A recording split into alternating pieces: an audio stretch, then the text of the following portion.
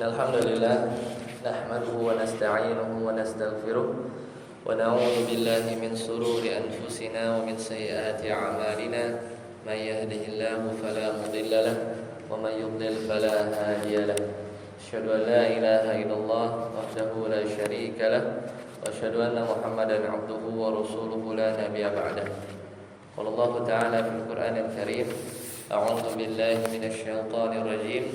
يا أيها الذين آمنوا اتقوا الله حق تقاته ولا تموتن إلا وأنتم مسلمون. يا أيها الناس اتقوا ربكم الذي خلقكم من نفس واحدة وخلق منها زوجها وبث منهما رجالا كثيرا ونساء واتقوا الله الذي تساءلون به والأرحام إن الله كان عليكم رقيبا. يا أيها الذين آمنوا اتقوا الله وقولوا قولا سديدا يصلح لكم أعمالكم ويغفر لكم ذنوبكم ومن يطع الله ورسوله فقد فاز فوزا عظيما. أما بعد. Jamaah sidang subuh rahimani wa rahimakumullah. Alhamdulillah di pagi hari ini kita diberikan oleh Allah nikmat yang sehat, nikmat keimanan, nikmat waktu luang, dan nikmat bahwasanya Allah telah memilih kita berada di rumah Allah yang mulia ini. Karena bisa jadi banyak di waktu yang sama, di detik yang sama, ya ada orang-orang yang tidak Allah berikan taufik, ya mungkin masih atau bahkan bisa jadi ada orang-orang yang detik ini mereka sedang bermaksiat atau yang lain, sedangkan kita Allah masih berikan petunjuk sehingga masih diberikan taufik untuk menjalankan kewajiban sebagai seorang muslim, dan juga kita melanjutkan untuk menuntut ilmu yang juga kewajiban bagi kita semua, karena kata Nabi sallallahu alaihi wasallam, talabul ilmi fardhatun ala kulli muslim. Ya, di pagi hari ini kita masuk pertemuan yang ke-8. Jadi kalau tidak salah di pertemuan yang lalu itu pertemuan ke-7, kalau tidak salah di tanggal 18 Agustus. Jadi sebelumnya kemarinnya itu 17-an. Kemudian sekarang di 15, jadi hampir sebulan. Terakhir kita membahas tentang khusyuk. Ini sudah kita selesai ya bahas. Hari ini kita masuk mulai di pembahasan tentang sholat, mulai dari awal. Tapi sebelum itu kita murajaah dulu, kita ulang sedikit dari pertemuan yang sebelumnya. Jadi pertemuan sebelumnya itu kita sudah jelaskan tentang keutamaan khusyuk. Kenapa kita harus khusyuk? Ada yang ingat? Yang pertama tentunya karena khusyuk ini adalah ciri dari para penghuni surga Firdaus. Ciri dari yaitu makhluk Allah atau orang-orang yang mendapat karunia surga Firdaus. Dalilnya apa kemarin? Qad aflahal mu'minun alladzina hum fi salatihim khashi'un. Ya, surat apa? Al-Mu'minun ayat 1 sampai 11. Qad aflahal mu'minun alladzina hum fi salatihim khashi'un. Sungguh beruntung orang-orang mukmin, yaitu adalah orang-orang yang di dalam salat mereka khashi'un, yaitu khusyuk. Walladzina hum 'anil lagwi mu'ridun, dan seterusnya itu ciri-ciri orang beriman. Walladzina hum 'ala salatihim yuhafizun. Di ayat ke-10, ulaika humul warithun. Mereka itu adalah para pewaris. Maksudnya apa? Alladzina yarithunal firdaus. Itu orang-orang yang mewarisi surga Firdaus. Nah, itulah kenapa kita harus khusyuk. Karena di ayat 11 kata Allah, orang-orang yang dalam salatnya khusyuk itu adalah para pewaris. Alladzina yarithunal firdaus hum fiha khalidun. Mereka kekal di surga Firdaus. Maka kita usahakan khusyuk. Kemudian yang kedua kemarin apa? Khusyuk ini membuat sholat kita lebih semangat, ya, lebih semangat dalam sholat. Karena bisa jadi kita sholat berat, malas-malasan karena nggak khusyuk. Kata Allah Ta'ala, wasta'inu bis sabri was shalah. Jadi minta tolonglah dengan sabar dan sholat. Wa innaha lakabiratun, dan sabar sholat itu ya memang berat. Illa alal khashiin, kecuali bagi orang-orang yang khusyuk. Berarti kalau sholat kita masih berat, berarti kita sholatnya belum khusyuk. Kalau sholatnya sudah ringan, sudah tidak jadi beban, ya maka di situ sudah mulai muncul benih-benih kekhusyuan. Ketiga, kenapa kita harus khusyuk? Karena makin khusyuk makin banyak kadar pahalanya. Makin khusyuk makin banyak kadar pahalanya. Kayak hadis yang panjang yang bulan lalu kita bahas, ya, ada orang yang sholat dia dapat setengah, 1/4, 1/8, 1/16 dan seterusnya. Itu karena khusyuknya bertingkat-tingkat. Ada yang khusyuk sekali, setengah khusyuk, setengah, 1/4 khusyuk dan seterusnya. Jadi yang mengukur tingkat pahala dari sholat kita ini adalah kadar khusyuk kita. Itu yang ketiga. Yang keempat, kenapa kita harus khusyuk? Karena dengan sholat khusyuk dosa-dosa kita diampuni yang kapan? Yang telah lalu. Man tawaddoa, siapa yang wudu, nahwa wudu'i, seperti wuduku ini. Wudu udah kita bahas ya di pertemuan sebelumnya. Jadi siapa yang wudu dengan wuduku ini, maksudnya wudu dengan tata cara sunnah Nabi sallallahu alaihi wasallam. Summa shalla, kemudian salat rakaataini, kemudian dia salat 2 rakaat. La yuhaditsu fiha nafsahu, enggak ngomong di dalam jiwanya, enggak inget masakan, enggak inget kompor, pintu lupa ditutup, ya dompet di mana gitu ya. Kadang ini muncul. Jadi la yuhaditsu fihi ma nafsahu. Jadi enggak berbicara, enggak muter otak di dalam jiwanya, alias khusyuk fokus pada salatnya. Ghufira lahu ma taqaddama min dzambik. Ya, hadis ini diriwayatkan ya oleh muttafaqun alaih. Muttafaqun alaih itu Imam Bukhari juga meriwayatkan ya. Imam Muslim ya juga meriwayatkan. Jadi muttafaqun alaih. Itu kenapa kita harus khusyuk ya, ada 4. Jadi ciri penghuni surga, kemudian menentukan kadar pahala seorang, membikin salat kita penuh semangat, dan yang terakhir adalah kalau kita bisa khusyuk, dosa-dosa yang telah lampau itu diampuni, ya, diampuni. Makanya kemarin kita juga sudah sedikit jabarkan gimana untuk khusyuk.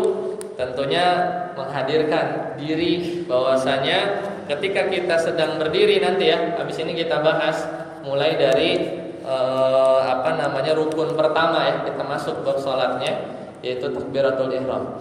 Jadi kita meyakin ketika berdiri kita sedang menghadap Allah Subhanahu wa taala. Sama lah kita ketika dipanggil oleh manajer kita, supervisor kita, komandan kita, kepala sekolah ya, ke ruangannya. Nggak mungkin lah kita belakangin dia lagi diri terus madep kemana ya, matanya lihat piala ya, lihat jendela, kan nggak mungkin. Pasti fokus kepada pemimpin kita ya, kalau dipanggil sama atasan ya. Kalau kita matanya ke kiri ke kanan ya, bisa jadi ya tidak bagus ya, tidak bagus. Begitu juga sama ketika kita menghadap, apalagi menghadap Allah Subhanahu wa taala. Kemudian yang kedua, ketika kita berdiri sholat secara khusyuk ya, agar kita khusyuk, bahwasanya kita yakin nanti satu saat kalau kita serius dalam sholat kita, berdiri kita, ya memulai sholat, mudah-mudahan Allah berikan kemudahan juga ketika kita berdiri lama ya di padang mahsyar, nunggu hari pembalasan itu ditegakkan. Makanya disebut kiamat. Kiamat itu dari kata qiyamah. Qiyamah itu dari kata qoma, berdiri. Kiamah itu berdirinya lama, makanya disebut kiamat. Karena kita nunggu terus ya di padang mahsyar sampai ditegakkan hari pembalasan. Ya. Kemudian cara selanjutnya apa? Ketika kita sholat, kita yakin seolah-olah kita sedang bermunajat. Ya, kita berbicara. Nanti kita bahas di rukun yang membaca Al-Fatihah. Ya. Karena nanti ada hadis yang panjang. Dan terakhir apa kemarin? Seolah-olah kita jadikan sholat yang kita lakukan itu seolah-olah adalah sholat terakhir. Ya, sholat terakhir. Jadi habis sholat udah nggak ada lagi kita. Banyak ya CCTV ya, video-video yang kita pengen seperti itu rasanya. Yaitu ketika sujud tiba-tiba nggak bangun lagi gitu kan. Jadi imam kemudian ada yang jatuh ya, tahu wafat dan seterusnya. Tapi hanya berangan-angan. Tidaklah seorang itu mungkin ditakdirkan untuk husnul khotimah kecuali sehari-harinya memang dia baik ya, sehari-harinya dia baik. Kata Allah Taala, kata Nabi SAW, innamal a'malu bil khawatim. Sesungguhnya amalan itu tergantung akhirnya. Dan kadang akhir seseorang itu seperti kebiasaannya. Jadi seorang itu wafat seperti sebagaimana ya, kebiasaan dia ketika hidup. Ya, selesai. Itu materi yang sebelumnya di pertemuan yang ke-7 di tanggal 18 Agustus yang lalu. Sekarang kita masuk pertemuan ke-8. Kita masuk yaitu bab tentang sholat. Ya, bab tentang sholat. Jadi kalau di kitab tarjih ya, kata para ulama kita ya, pertama ya, awalus sholati an-niyah, yaitu awal dari sholat adalah niat. Nah, jadi kita mulai dari situ dulu. Ya, kita mulai dari situ dulu. Ya, Bapak dan Ibu sekalian, ya sidang sholat subuh rahimani wa rahimakumullah. Yang pertama kali harus dilakukan ketika kita mulai sholat setelah muqaddimah yang panjang tadi ya, mulai dari berwudunya, tata caranya, jalan ke masjidnya sampai masjidnya atau musholanya, ya kemudian persiapan-persiapan yang sudah dilakukan, maka kita masuk ya sekarang di pembahasan awal, yaitu tentang tata cara sholat. Nah, sebelum sholat apa yang harus dilakukan? Kita harus niat. Ya, kita harus berniat di hati, berniat di hati untuk melakukan sholat. Ya, jadi jangan sampai kita datang sampai sini ya, misalnya sampai tempat sholat itu masih tidur. Ya, masih tidur. Karena ada sebagian orang yang mungkin ya ini penyakit gitu ya, sering ya kadang ngigo gitu ya sampai keluar. Ada beberapa orang ya yang tidak sadar dia itu buka pintu keluar padahal dia sedang tidur. Kemudian dia sholat. Nah, itu nggak sah itu. Tidak sah. Kenapa? Karena itu pasti dia tidak niat. Pasti tidak niat. Niat itu adalah secara bahasa keinginan hati ya untuk melakukan satu perbuatan. Jadi niat itu adalah keinginan hati terbesit ya dalam hati kita untuk melakukan sebuah perbuatan. Itu secara bahasa. Jadi ada terbesit aja dalam hati ingin melakukan sesuatu, maka itu niat namanya. Kita terbesit mau ngambil nasi ya, nyentong nasi ya, itu udah niat mau makan. Terbesit kita mau kamar mandi, mules, itu udah niat kita mau buang air besar. Jadi ada kehendak dalam hati, kita sadar itu udah niat. Itu namanya niat. Adapun secara istilah di syariat Islam, niat itu adalah ketetapan hati yang muncul atau untuk melakukan satu ibadah, yang ibadah itu ditujukan untuk mendekatkan diri kepada Allah Subhanahu wa taala. Itu bedanya. Ya, membedakan kepada hal-hal yang mubah.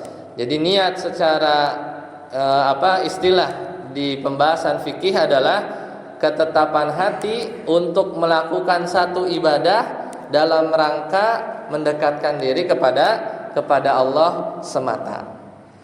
Kalau misalnya ada orang dia tetap nih dalam hatinya mau sholat, ibadah kan sholat, untuk melakukan suatu ibadah, sholat, tapi karena pengen dilihat orang, nah, maka niatnya sah apa tidak? Niatnya sah apa tidak?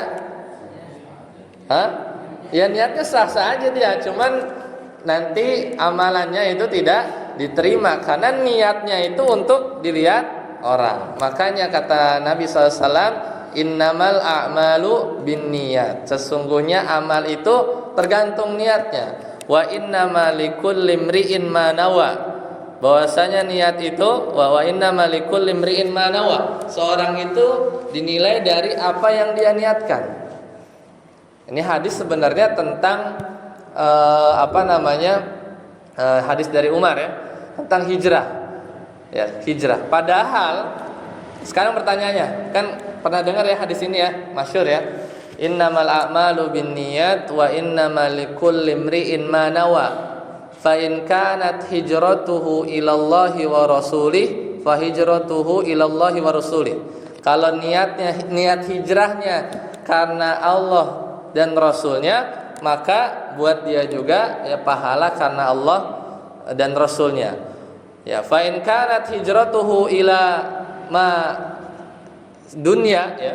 Jadi kalau misalnya niat hijrahnya itu karena dunia ya, maka pahalanya juga diberikan ya sesuai kadar niatnya. Sekarang pertanyaannya dalam hadis ini itu sebab turun atau hadis ini dilatar belakangi oleh seorang yang dia sedang hijrah, tapi sebenarnya niatnya karena ingin menikahi seorang wanita. Padahal sebenarnya kalau misalnya dia hijrah karena pengen nikah kepada seorang wanita, boleh apa enggak? Boleh saja, ya. Boleh saja. Cuman kenapa hadis ini menjadi masyhur ya? Ya karena seorang ini dia bungkus seolah-olah ya dia berhijrah karena Allah dan Rasulnya, padahal bukan. Makanya balik lagi ya, dia akan mendapatkan pahala sesuai apa yang dia niatkan. Jadi wa man kanat hijratuhu lidunya yusibuha aw imra'atin yankihuha fa hijratuhu ila ma hajara ilaih. Maka hijrahnya itu kepada yang dia inginkan. Ya, itu diantara dalilnya. Nah, sekarang masuk ke hukumnya.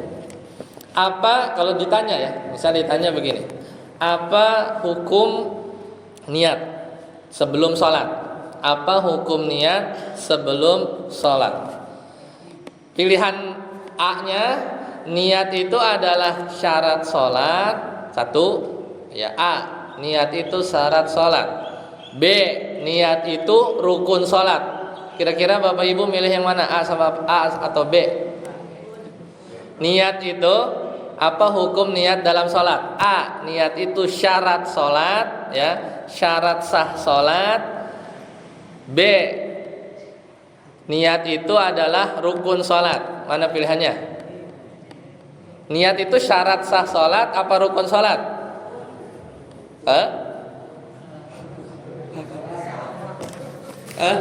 Pelajaran ini SD ya. Pelajaran SD kita dulu apa? Niat itu syarat sah sholat. Berarti kalau syarat sah sholat kayak wudu, tidak sah sholat kecuali harus wudu dulu. Atau niat itu rukun sholat. A apa B? Nah, sekarang bingung karena nggak tahu apa itu syarat, apa itu rukun. Syarat itu sesuatu yang dilakukan di luar ibadah tersebut. Kalau rukun sesuatu yang mesti dilakukan yang merupakan bagian dari ibadah tersebut. Sekarang pertanyaannya, niat sholat itu sholat atau bukan? Bagian dari sholat atau bukan? Bukan. Maka para ulama ya jumhur mengatakan bahwasanya niat itu syarat sah sholat. Kenapa syarat? Karena dia itu di luar, di luar dari sholat, di luar dari sholat. Seperti itu ya. Jadi tidak sah ya, tidak sah sholat seseorang kecuali diawali dulu oleh niat. Jadi namanya syarat. Syarat masuk SMP apa? Ijazah SD gitu. Udah masuk belum SMP-nya? Belum, syaratnya dulu mana? Gitu kan? Syaratnya dulu mana? Kalau rukun masuk SMP kira-kira apa? Ya dia bayaran dulu apa rukunnya, misalnya ya dia ya punya seragam, masuk sekolah, belajar di situ ya, punya status gitu ya, dan seterusnya. Jadi di luar, ya apa di dalam. Kalau rukun itu bagian dari ibadahnya. Seperti itu ya. Dalilnya apa? Dalilnya kenapa niat itu syarat sah salat? Yaitu yang ayat yang kita hafal, wa ma umiru illa liya'budullaha mukhlishina lahuddin. Tidaklah seorang ya kita diperintahkan untuk menyembah Allah mukhlishina lahuddin. Jadi jelas, ikhlas itu adalah satu kata yang maksudnya niat karena Allah. Ikhlas itu adalah kita menetapkan dalam hati untuk melakukan satu ibadah untuk mencari ridho kepada Allah. Itu ikhlas. Ikhlas itu niat karena Allah. Gampangnya begitu. Kalau niat karena bukan selain Allah disebut ikhlas atau bukan? Bukan kan? Ya bukan. Karena ikhlas itu adalah amalan hati. Dalil yang kedua yang tadi udah kita bahas, innamal a'malu binniyat wa innamal likulli imri'in ma nawa. Faman kanat hijratuhu ila Allah wa rasulih fa hijratuhu ila Allah wa rasulih. Wa man kanat hijratuhu lidunya yusibuha aw imra'atin yankihuha fa hijratuhu ila ma hajara ilaihi. Selesai. Jadi niat itu sepakat ya. Niat itu adalah syarat sah salat. Ada beda nggak di kalangan para ulama atau para ulama mazhab? Ada. Ya ada. Jadi maksudnya ada ini jangan kaget. Karena sebagian mazhab ya itu berpendapat bahwasanya niat itu rukun sholat. Niat itu rukun sholat. Jadi nanti nomor satunya niat. Ya, jadi kalau ada yang jawab niat itu rukun sholat, benar juga ya, benar juga menurut sebagian pendapat ulama mazhab. Ya, jadi kalau kita ya di tarjih niat itu syarat sah. Apa syarat sah salat. Jadi di luar ya, bukan bagian. Jadi ya itu rinciannya tidak kita bahas di sini. Sekarang kita masuk. Sekarang pertanyaannya adalah niat itu ada di mana posisinya? Niat itu ada di mana posisinya? Di hati ataukah di lafaz, di lisan ataukah yang lain? Di awal ya, benar di awal. Betul, di awal. Ya, niat itu di mana? Ada di hati, ya, ada di hati. Buktinya apa? Nah, buktinya apa? Misal ya, apa namanya? Ada orang dia sholat zuhur nih, dia bilang usolli fardil asri. Nah, dia bilang begitu, pada niatnya zuhur. Kira-kira sah nggak sholatnya? Dia sholat zuhur, aku niat sholat fardu asar, Allahu Akbar. Dia niat dalam hatinya sholat zuhur, tapi dia ngomongnya kecelek gitu ya. Aku niat sholat asar. Kira-kira sah nggak niatnya? Sah. Karena niat itu yang dianggap adalah di hati. Makanya kaidah para ulama, law ikhtalafal lisan. Kalau lisan itu berbeda wal qalb dengan hati, fal ibaratu ma fil qalbi, maka yang dianggap yang di sini, yang di hati. Kalau lisan sama hati beda ya, maka yang dianggap secara fikih itu adalah yang di hati. Jadi sebenarnya yang di lisan ngefek enggak? Secara tidak langsung nggak ngefek, tapi bagi orang ya, sebagian orang yang berpendapat melafazkan niat, dia bilang punya efek. Efeknya apa?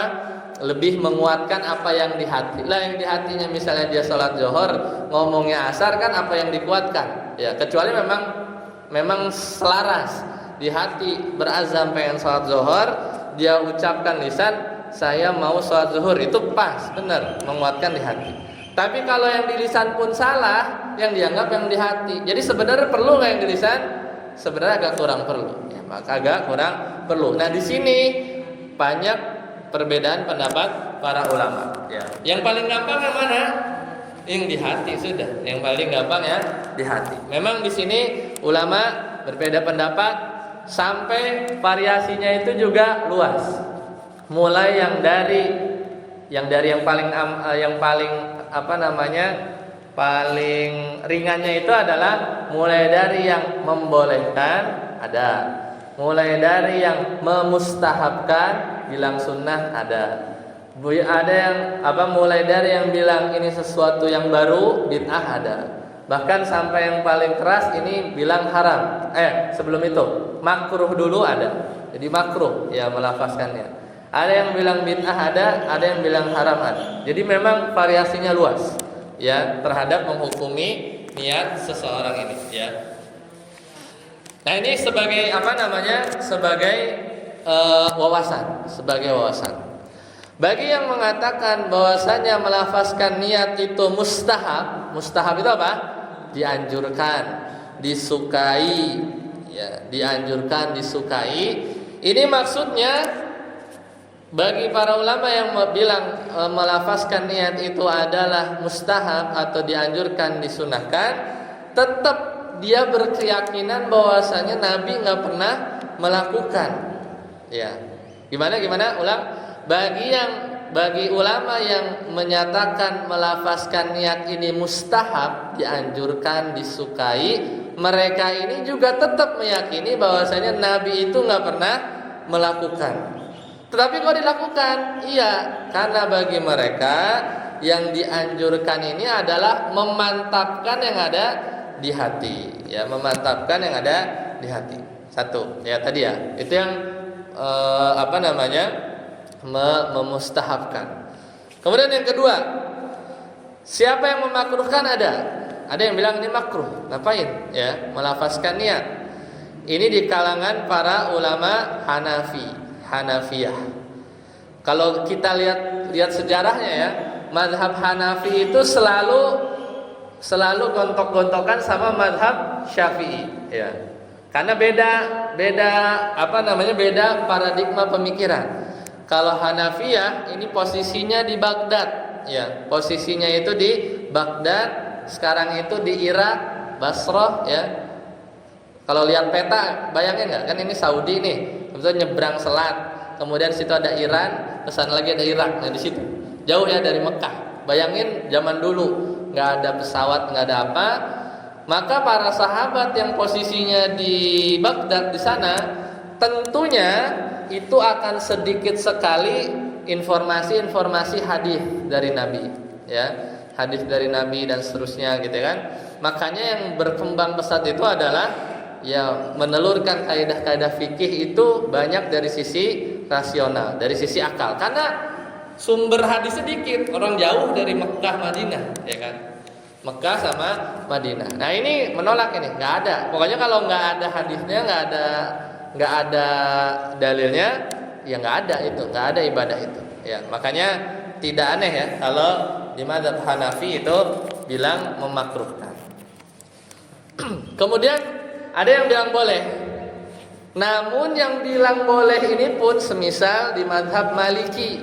Imam Malik ini gurunya Imam Syafi'i. Dia di mazhab beliau, mazhab Maliki, ini bilang boleh. Tapi sekalipun hukumnya boleh, tetap ada statement meninggalkannya lebih baik. Meninggalkannya lebih baik. Ini menurut pendapat mazhab Maliki. Nah, sisanya yang bilang bid'ah, yang bilang haram untuk melafazkan niat ada juga. Itu dari kalangan sebagian mazhab Hanabilah. Itu Imam Ahmad bin Hanbal. Ya, Imam Ahmad bin Hanbal. Seperti itu. Jadi deviasinya tuh besar ya, banyak. Tapi balik lagi ke kaidah dasarnya, bahwasanya niat itu ada di mana? Ada di hati. Law ikhtalafal lisanu ya wal qalb, kalau beda antara lafaz sama yang ada di hati, fal ibaratu fihima al qalb, maka yang diambil adalah yang di hati. Ya. Selesai ya. Jadi kalau di hatinya sudah mantep, mau dia ngomongnya apa kek, ya mau dia melafazkannya apa, enggak dipakai juga ya. Kalau kebetulan pas dari dia yang dia lafazkan dengan yang ada di hati, maka jadilah itu bagi dia mungkin lebih kuat seperti itu. Nah, tinggal ditinjau. Kadang kita melihat secara prakteknya sebagian orang yang mungkin terjebak kepada apa? Was-was syaitan. Ya, terjebak kepada was-was syaitan sehingga ketika dia salah atau merasa belum mantap dengan apa yang di lisan, dia batalkan salatnya, ulang lagi, kemudian batalkan lagi salatnya, kemudian ulang lagi. Nah, jadi terjebak terhadap apa? Was-was syaitan. Ya, kadang ada sebagian atau negatifnya seperti itu. Allahu taala alam bisawab.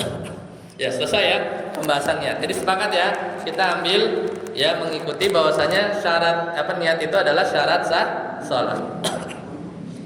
Terakhir, kita bahas satu poin lagi. Sekarang kita masuk ke rukun salat, yaitu apa? Takbiratul, atau sebelum itu kita bahas poin selanjutnya adalah takbiratul ihram. Takbiratul ihram ada dua kata, yaitu apa? Takbir itu gimana sih? Allahu Akbar. Kedua ihram. Ihram itu mengharamkan. Apa yang mengharamkan? Sama yang kita pakaian ihram atau ya, takbiratul ihram. Ihram itu artinya pengharaman. Apa yang diharamkan? Yaitu ketika kita takbiratul ihram, Allahu Akbar, maka segala sesuatu yang di luar salat, ya, segala sesuatu yang membatalkan salat itu jadi haram buat kita lakukan di dalam salat. Itu batasannya. Ketika seorang sudah Allahu Akbar, maka segala sesuatu yang membatalkan salat itu menjadi haram buat dia. Nah, ngomonglah, makanlah, banyak gerak, banyak sekali ya tanpa uzur, apapun itu, misalnya buang hadas dan lain, maka itu jadi haram buat dia alias salatnya nanti batal. Nah, berarti kalau kita lihat dari dua kata ini, takbiratul ihram itu bukan angkat tangannya, bukan, tapi apa? Ngucapin Allahu Akbar. Kalau ada orang begini, dia nggak ngucapin takbiratul ihram, dia nggak melakukan takbiratul ihram. Jadi yang dimaksud dengan takbiratul ihram adalah lafaz Allahu Akbar. Paham ya? Sampai sini. Adapun mengangkat tangan, hukumnya apa? Sunnah. Ya, mengangkat tangan ini sunnah. Makanya nanti kalau kita lebih luas lagi, ada saudara-saudara kita yang nggak ngangkat tangan, ada nggak? Ada. Coba misalnya lihat di YouTube ya, misalnya di banyak kita sebagian saudara-saudara kita yang dari mazhab yang lain, dia lurus aja tangannya, ya. Tapi sunnah di sini nanti kita bahas. Nanti angkat tangan nanti ada caranya, ya, ada caranya. Dalilnya apa? Bahwasanya takbiratul ihram itu wajib, yaitu ketika ada salah seorang sahabat, dia melakukan sholat tapi nggak ngomong Allahu Akbar, maka kata Nabi SAW, irji, balik lagi, fasalli, sholat sana, fa innaka lam tusalli, kamu belum sholat. Kenapa belum sholatnya? Karena dia belum mengucapkan Allahu Akbar. Allahu Akbar. Jadi lafaznya, ya, lafaz Allahu Akbarnya. Nah, baru sekarang kita ngomong hukumnya, sama ya. Jadi apa itu barangnya, hukumnya apa? Sekarang hukum takbiratul ihram apa? Syarat sah salat apa rukun salat? Rukun. Kalau ini rukun udah di dalam. Karena dia menjadi apa? Batasan. Orang disebut lagi salat apa enggak lagi salat itu dia udah takbir atau belum? Kalau dia masih berdiri-diri, masih benerin peci gitu ya. belum ngomong takbir Allahu Akbar belum sholat. Jadi kalau belum ngomong Allahu Akbar, dia mau ngasih silent HP kayak apa, naruh dulu ngencengin sarung, bebas ya. Jadi mau ngomong dulu apa, gelar sejadah dulu, belum sholat ya, belum sholat. Jadi ini jumhur ulama. Jadi nggak ada beda seperti niat. Kalau niat kan tadi ada masih beda ya. Ada yang bilang rukun, ada yang bilang syarat. Kita ambil yang syarat karena dia tuh di luar sholat. Adapun takbiratul ihram ini jumhur. Mayoritas berarti apa? Mazhab Syafi'i, mazhab Maliki, mazhab Hambali, mazhab Hanafi itu menyatakan bahwasanya takbiratul ihram itu adalah rukun sholat. Dalilnya kata Rasulullah SAW, miftahus sholatil tuhur, kunci dari sholat itu adalah at-tuhur, bersuci. Wa tahrimuhat takbir, dan pengharamannya, maksudnya pengharaman dari segala sesuatu yang membatalkan sholat itu adalah takbir. Wa tahliluha, dan yang menghalalkan dari sesuatu yang membatalkan sholat adalah at-taslim. Apa dalilnya? Miftahus sholatit tuhur, kunci dari sholat itu bertaharah. Wa tahrimuhat takbir, pengharaman dari segala sesuatu yang membatalkan adalah pas kita Allahu Akbar. Wa tahliluhat taslim, dan yang menghalalkan dari yang tadinya nggak boleh dilakukan di sholat adalah pas kita bilang apa? Assalamualaikum warahmatullahi wabarakatuh. Ya, jadi itu dalilnya. Sekarang 5 menit lagi ya. Syarat sah takbiratul ihram. Jadi kapan seorang itu dinyatakan takbiratul ihramnya itu sah? Kapan? Ada yang tahu nggak? Syarat sah takbiratul ihram. Jangan-jangan takbiratul ihram kita itu nggak sah sebenarnya. Jangan-jangan ya. Jangan-jangan.